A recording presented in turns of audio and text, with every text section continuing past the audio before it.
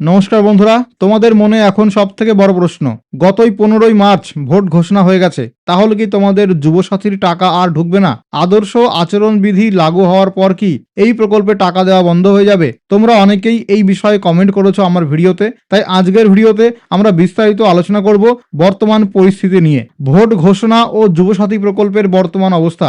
2026 সালের পশ্চিমবঙ্গ বিধানসভা নির্বাচনের নির্ঘণ্ট ঘোষণা হয়ে গেছে। আগামী 23শে এপ্রিল প্রথম দফার ভোট এবং 29শে এপ্রিল দ্বিতীয় দফার ভোট অনুষ্ঠিত হবে। কোন জেলায় কত তারিখে ভোট হবে এটা নিয়ে ইন ডিটেলে ভিডিও বানানো আছে, আমাদের চ্যানেল থেকে দেখে নেবে। মুখ্যমন্ত্রী ভোট ঘোষণার বিষয়টি মাথায় রেখেই এপ্রিল মাসের পরিবর্তে অনেক আগেই তড়িঘড়ি করে যুবসাথীর টাকা দেওয়ার কাজ শুরু করে দিয়েছিলেন। নিয়ম অনুযায়ী ভোট ঘোষণার পর নতুন কোনো প্রকল্পে টাকা দেওয়া বা নতুন প্রকল্প চালু করা যায় না। তবে যুবসাথী যেহেতু আগে থেকেই চালু হয়ে গেছে এবং এটা একটা রানিং প্রকল্প হয়ে গেছে, তাই ভোট ঘোষণা হলেও টাকা পেতে আপনাদের কোনো সমস্যা হবে না।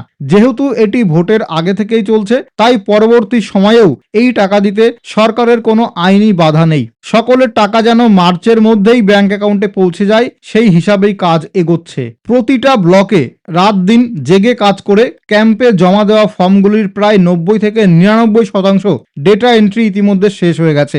বর্তমানে অনলাইনে আবেদনকারীদের তুলনায় যারা ক্যাম্পে ফর্ম জমা দিয়েছিলেন তাদের টাকা বেশি ঢুকছে। রবিবার ছুটির দিন থাকায় টাকা ঢোকার পরিমাণ একটু কম থাকলেও সোমবার ব্যাংক খোলার পর থেকে যথারীতি জোর কদমে টাকা দেওয়া শুরু হবে। ট্রেজারি থেকে ধাপে ধাপে টাকা পাঠানো হচ্ছে, তাই একসঙ্গে কয়েকজন ফর্ম জমা দিলেও কেউ আগে এবং কেউ পরে টাকা পেতে পারেন, এতে চিন্তার কিছু নেই। অনেকেই WBIFMS ওয়েবসাইটে স্ট্যাটাস চেক করছেন এবং সেখানে নো রেকর্ড ফাউন্ড দেখাচ্ছে, তবে এটি নিয়ে টেনশন করার কিছু নেই। স্ট্যাটাস নো রেকর্ড ফাউন্ড দেখানোর পরেও এরকম অনেকে রয়েছেন যারা ইতিমধ্যে টাকা পেয়ে গেছেন, তার মধ্যে একজন আমি। আমার এখনো পর্যন্ত এই ওয়েবসাইটে নো ডেটা ফাউন্ড দেখাচ্ছে বা নো রেকর্ড ফাউন্ড দেখাচ্ছে, কিন্তু ইতিমধ্যে আমার অ্যাকাউন্টে যুবসাথীর 1500 টাকা ক্রেডিট হয়ে গেছে। তো যাদের অ্যাকাউন্ট নাম্বার এবং IFSC কোড ভুল দেখাচ্ছে তাদের এখন এডিট করার অপশন দেওয়া হয়নি। পরবর্তী সময়ে এই ভুলগুলো সংশোধন করার অপশন দিলে আপনাদের জানিয়ে দেওয়া হবে আমাদের চ্যানেলের মাধ্যমে, তাই ধৈর্য ধরে অপেক্ষা করুন এবং চ্যানেলটিকে সাবস্ক্রাইব করে রাখুন। সব থেকে বড় কনফিউশন, কৃষক বন্ধু প্রকল্পের টাকা পেলে কি যুবসাথীর টাকা পাওয়া যাবে? অনেকেই জানাচ্ছেন যে তারা কৃষক বন্ধু টাকা পান বলে যুবসাথী টাকা ঢুকছে না। এর আগে দেখা গেছে যে বা যারা কৃষক বন্ধু পান তাদেরও যুবসাথীর টাকা ঢুকেছে।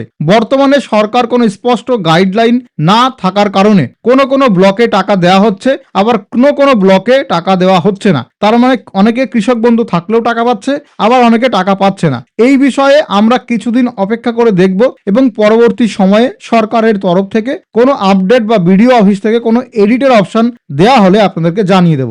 আশা করি আপনারা পুরো বিষয়টি বুঝতে পেরেছেন এবং আপনাদের দুশ্চিন্তা কিছুটা হলেও কমেছে। সকলের উপকারের জন্য ভিডিওটা বেশি বেশি করে শেয়ার করে দিন। এই ধরনের গুরুত্বপূর্ণ আপডেট সবার আগে পেতে চ্যানেলটিকে মাস্ট সাবস্ক্রাইব করে রাখুন এবং আমাদের টেলিগ্রাম হোয়াটসঅ্যাপ গ্রুপে জয়েন হয়ে যান। সুস্থ থাকুন, ভালো থাকুন, সুরক্ষিত থাকুন। পরবর্তী ভিডিওতে আবার দেখা হবে নতুন কোনো কাজের আপডেট নিয়ে।